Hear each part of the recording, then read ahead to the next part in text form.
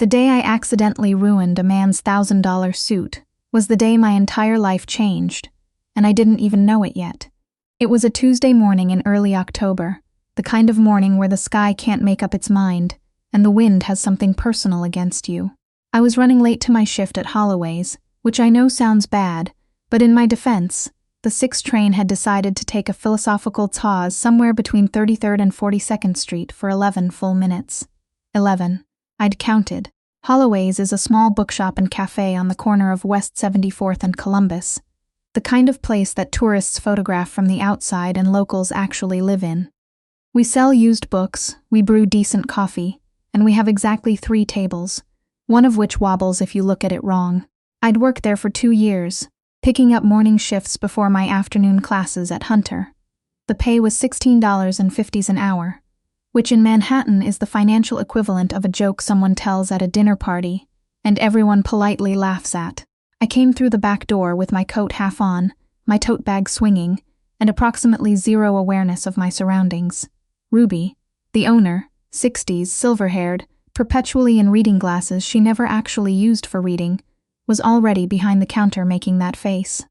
The face that said, "You are 4 minutes late and I have counted every one of them." I know, I said, dropping my bag. "The gentleman at table 2 ordered a black coffee 7 minutes ago," she said, and went back to her crossword. I grabbed the carafe, didn't bother with a tray because it's a tiny cafe, and I've done this 1,000 times, and turned toward table 2. What I did not account for was the chair leg, specifically, the chair leg of the wobble table, which someone had apparently moved to the center of the walking path, between the counter and table 2. My foot caught it clean. The coffee went in a perfect arc. I remember thinking, in the half-second before impact, that it was almost beautiful, the way it curved, and landed directly on the left lapel of a charcoal suit that I would later find out cost more than my monthly rent. The man stood up immediately. He was tall. I noticed that first, the way you notice weather. Dark hair, late 30s maybe, the kind of face that looked like it hadn't decided whether to be handsome or severe, and had settled on both. He had a phone pressed to his ear, and he'd been mid-sentence when it happened. He stopped. I grabbed a stack of napkins from the nearest table, and basically threw myself at his jacket. "I am so sorry, oh my God, I'm so sorry." He looked down at me, not angry, not the way men usually look when something inconveniences them, all puffed up and performative. He just looked at me like I was a problem he was genuinely curious about. "Are you hurt?" he asked. I stopped blotting. What? You tripped, are you hurt?" I opened my mouth and closed it. "The coffee was hot," I finally said, like that was an answer. Something moved across his face, not quite a smile, more like the idea of one. "It's a suit," he said. "Don't worry about it." Then he went back to his phone call, sat back down, and picked up the book he'd apparently been reading, before I poured a beverage on him. A used copy of Middlemarch, which I noticed because we'd had that copy for 8 months, and I'd given up on anyone ever buying it. Ruby appeared at my elbow. "Josephine," she said, in the tone she uses when she's deeply concerned but won't say so, "why don't you get him a fresh coffee?" I got him a fresh coffee. I set it down carefully with both hands, with the focus of someone defusing a bomb. He glanced up and I realized, stupidly, belatedly, that I'd been holding my breath. "Thank you," he said. "I'm sorry again," I said. "About the dry cleaning, I can. I'll handle it." And then, like he'd just thought of something, "Do you always apologize this much?" I had no idea what to say to that. "Only when I've earned it," I said, and went back behind the counter. His name was on the credit card receipt, Rhett Calloway. I didn't think much of it at the time. I had a midterm in 2 days and a shift at my second job on Thursday and a leak under my bathroom sink that my landlord had been meaning to fix since August. He came back on Thursday. I wasn't working Thursday. Ruby told me about it Friday morning, in the way she tells me things, sideways, while doing something else. "That man came back," she said, restocking the pastry case.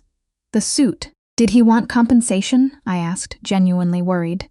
"He wanted a black coffee and he asked what time you worked," she said. She looked at me over her glasses.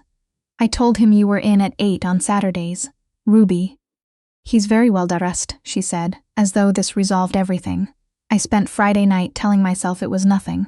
Probably a coincidence. Probably he just liked the coffee. Probably I was building a narrative out of 2 interactions and a credit card receipt like the sleep-deprived, romantically starved 26-year-old I absolutely was. He was there Saturday at 8:12, at table 2, reading. I pretended not to notice. I took orders, I made drinks. I chatted with Mr. Okafor, who came in every Saturday for a chamomile and always wanted to know how my thesis was going. I was fine. I was totally normal. "Good morning," Rhett Calloway said, when I finally couldn't avoid table 2 any longer. "Good morning," I said. "Black coffee?" "Please." He paused. "How's your knee?" I blinked. How did you know about my knee? You were limping when you left on Tuesday."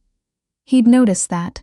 In the 30 seconds after I'd poured coffee on him, he'd noticed that I'd been favoring my left knee. I didn't know what to do with that information, so I just said, "It's fine, thank you," and went to get his coffee. He came back the next Saturday, and the one after that. By the 3rd week, I'd stopped pretending I didn't see him when he walked in. By the 4th, I'd started having his coffee ready when he sat down, and he'd started saying, "You didn't have to do that," in a way that clearly meant thank you. We'd started talking. Real talking, not just transaction talk.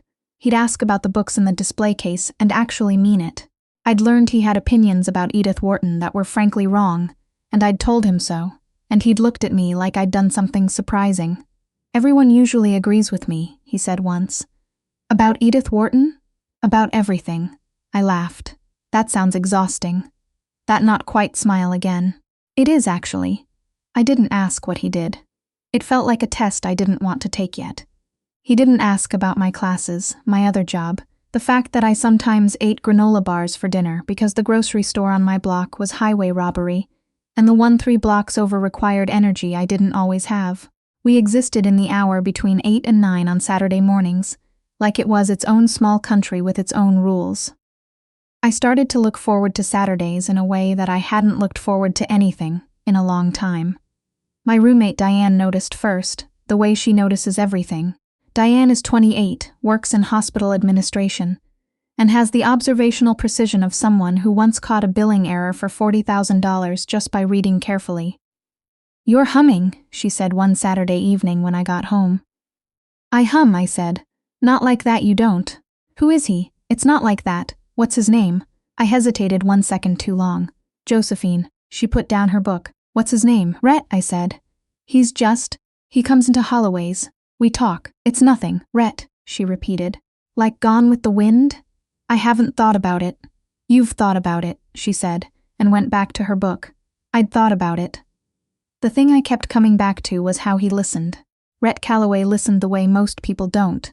Not waiting for his turn, not glancing at his phone, not formulating his response while I was still mid-sentence. When I talked, he was just there, fully there. It did something to me that I wasn't entirely prepared for. He started calling me Joe somewhere around week 5. Not Josephine, which my mother used, not Josie, which my college friends had used. Just Joe. Like he'd decided that was who I was, and that was that. I didn't correct him. The Saturday it changed, it was raining. The kind of November rain that comes in sideways and makes you reconsider your life choices.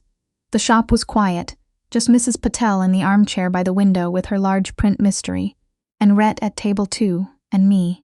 We'd been talking for almost an hour, way past the point where I could pretend I was just being professionally attentive, about nothing and everything. His sister's kid had just started walking, and he'd gone to see her in Connecticut. I'd just gotten back a paper I'd worked on for 3 weeks and gotten a B+ on, which I was processing with what I thought was admirable maturity and what was actually thinly veiled devastation. "I wanted an A," I admitted. I know. But I really wanted it. Because of grad school? Because I worked on it for 3 weeks, and I think I earned it." I looked up. "That sounds entitled." "It sounds like someone who knows what they're worth," he said. I looked at him. He was looking at me with that steady, serious attention, and I felt something shift in my chest. Not dramatic, not cinematic, just a quiet, certain shift, like a key turning in a lock. "Who are you?" I asked. And I meant it the way you mean it when you've moved past the surface of someone, and you're suddenly aware you're looking at something deep. He was quiet for a moment. "You've never looked me up." It wasn't a question. "No," I said. "Should I have?" He seemed to weigh something. "My family owns Calloway Holdings," he said. "Real estate development. We own about 40 properties in Manhattan, a few in Brooklyn. The building that Holloway's is in is one of them. I set down my coffee cup very carefully. This building. Yes, this specific building where I work. Yes. I looked around the small, cluttered, coffee-smelling shop I spent 20 hours a week in. The wobble table. The display of Ruby's hand-picked, used books. The crack in the plaster above the door that Ruby kept meaning to have looked at. "Are you going to tear it down?" I asked. My voice was very level. I was proud of that. "There was a proposal," he said. "Mixed-use development. The block has been flagged for it for 2 years. Was," I said, past tense. "I shelved it." "When?" He met my eyes.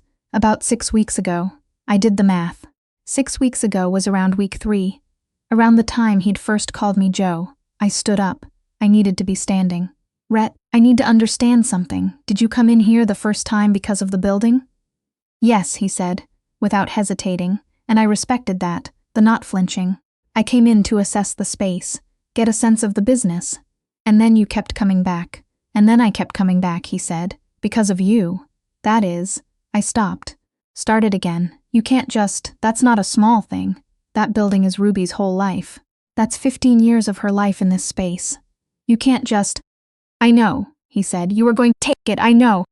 "And instead you just decided not to? Just like that?" He looked at me steadily. "It wasn't just like that. I left him there.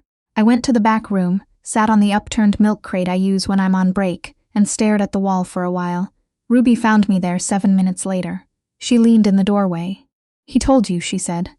I looked up sharply. "You knew?" "I found out last month. His assistant called about the lease renewal. Long-term, very good terms." I asked why. She told me. Ruby came and sat on the other upturned crate, the one we use for overflow stock. "He locked in our lease for 15 years, Joe. 15 years. I thought about Ruby at 72. Still doing her crossword at the counter. Still handpicking her books. Still rolling her eyes at me when I was 4 minutes late. Something tight in my throat. "That doesn't make what he did okay," I said. "He came in here under false pretenses. He came in here as a businessman and left as a regular customer who happens to have made a generous decision about a property he owns." Ruby said mildly. "I've made peace with the sequence of events. He's a good man, Joe." She got up. "I've been around long enough to know the difference. Don't make him earn something he's already given you." I stayed on the milk crate for another 5 minutes. Then I went back out. He was still there. He'd paid. The receipt set was on the table, but he hadn't left. He was sitting with his coat on now, like he was ready to go and hadn't quite managed it yet. I sat down across from him. "I'm still angry," I said. "That's fair," he said. "I just want you to know that. I know, and I think you should have told me earlier, a lot earlier." "Yes," he said. "I should have." I folded my hands on the table. I looked at the grain of the wood. 15 years, I said. 15 years. For a bookshop cafe that probably doesn't make you much money. "No," he said. "It doesn't." "Why?" He looked at me. And for the first time since I'd met him, he looked like he was choosing his words carefully. Not because he was hiding something, but because it actually mattered to him to say it right. "Because some things are worth more than what they cost," he said. I looked at him for a long moment, at the serious, complicated face, at the steadiness in it, at the fact that he'd sat through me being angry and hadn't once tried to manage it or deflect it or charm his way out of it. "Joe," I said. He blinked. "What?" "You can keep calling me Joe," I said. I wanted to say it was okay, that you can." Something happened to his face then. That not quite smile finally became an actual one, and I realized with a small, stunned feeling that I had never actually seen him fully smile before. It was the kind of smile that rearranged things. "Thank you," he said quietly. "Don't thank me yet," I said. "I'm still processing." He nodded. "I can wait." He did wait. He was patient in a way I hadn't expected, from someone who, I would learn, ran a company that moved faster than most people could think. He didn't push. He didn't assume that his honesty had automatically resolved everything. We had 3 more Saturdays of careful, deliberate conversation before I agreed to have dinner with him. A restaurant in the West Village, where a single entree cost what I made in a shift, which I told him directly, and he just said then order 2. I ordered 2. I found out more, in the weeks that followed, than I'd managed to piece together from the other side of a coffee counter. Rhett Calloway was the second of 3 kids. He'd taken over the company at 31 when his father had a health scare, had spent 4 years rebuilding a culture that his father's management style had quietly corroded and had developed a reputation in the industry for being the developer who actually talked to communities before he built things. He still occasionally got it wrong. He'd told me about the Holloway's block with the flatness of someone holding himself accountable for something. But he got it wrong in the way of someone who was genuinely trying. He was also, I discovered, a terrible driver, obscenely good at chess, incapable of sleeping past 5:30 in the morning, and unreasonably sentimental about his childhood dog. He had a photograph of said dog in his home office. When I pointed this out, he said, "I know," with exact zero embarrassment, which might have been when I understood I was in real trouble. I wasn't supposed to fall for someone like him. That's not a class thing. Or not only a class thing, it's more that I'd built my life around certainty. Small certainties. The 6 train, the Saturday shift, the granola bar dinners, the thesis I was slowly building page by page. Rhett Calloway was not certain. He was large and complicated, and he had an X on his coffee table. Not a breakup, but an ongoing, complicated negotiation with his own history, his family company, his sense of himself. Loving him, I was starting to understand, would not be a simple thing. But then, I'd never actually wanted simple. I'd only told myself I did. The night things became real. Really real. Wasn't romantic in any planned sense.